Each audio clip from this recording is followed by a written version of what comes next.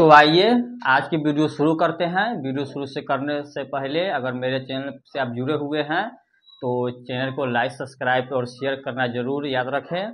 और आइए देखते हैं, आज का टॉपिक हमारा है त्रिभुज।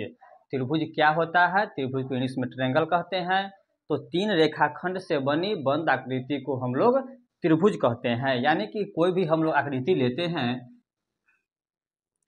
तो तीन रेखाखंड से बनी बंद आकृति को हम लोग त्रिभुज कहते हैं।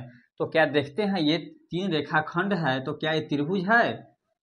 तो ये त्रिभुज नहीं होगा, क्योंकि यह बंद नहीं है। जब हम लोग इसको बंद कर देंगे तब जाकर यह त्रिभुज हमारा बनेगा।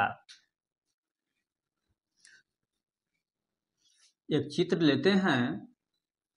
ये तीन रेखाखंड हमारे पास है। एक रेखाखंड ये हुआ, एक दूसरा ये हुआ और तीसरा ये हुआ। हमारे पास तीन रेखाखंड है और यह बंद आकृति है, इसीलिए यह त्रिभुज हुआ, जिसको इंग्लिश में ट्रायंगल कहते हैं। तो ये त्रिभुज क्या होता है, इसके कौन कौन से भाग होते हैं, इसके बारे में हम लोग पढ़ते हैं। त्रिभुज में आप लोग देख रहे हैं कि यहाँ पर एक कोण बना रहा है, यहाँ पर एक कोण बना रहा है और यहाँ पर एक कोण बना रहा है। तो इस तरह से देखते हैं कि त्रिभुज के तीन कोण होते हैं। तीन कोण होते हैं।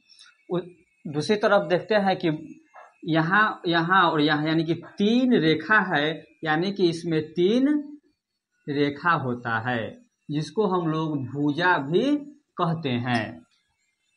उसके बाद है, जहाँ एक चित्र एक चिन्ह खींच देते हैं और यहाँ से एक चिन्ह लेकर यहाँ मिला देते हैं, और जहाँ पर यह मिलता है इसको हम लोग शीर्ष कहते हैं।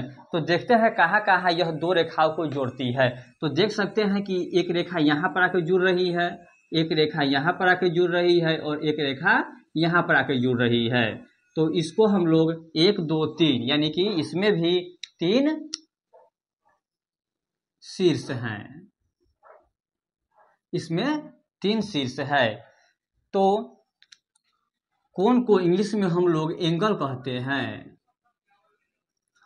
भुजा को हम लोग इंग्लिश में साइड कहते हैं और शीर्ष को हम लोग इंग्लिश में वर्टेक्स कहते हैं।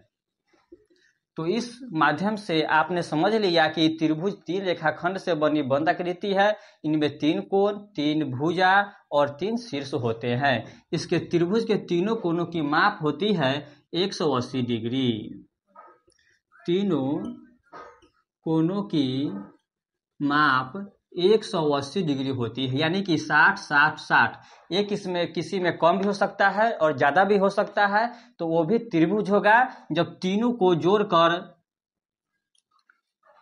जब तीन गो अंकों को जोड़कर हम लोग 180 ला देते हैं तब वो हमारा त्रिभुज हो जाएगा। और उससे कम और उससे अधिक आ जाए तो वो त्रिभुज नहीं होगा। तो इसके बहुत सारे और भी प्रकार है, जो हम लोग अगली वीडियो में उसको पूरी तरह डिटेल से पढ़ेंगे। इसके लिए आपको चैनल को सब्सक्राइब और लाइक करना पड़ेगा।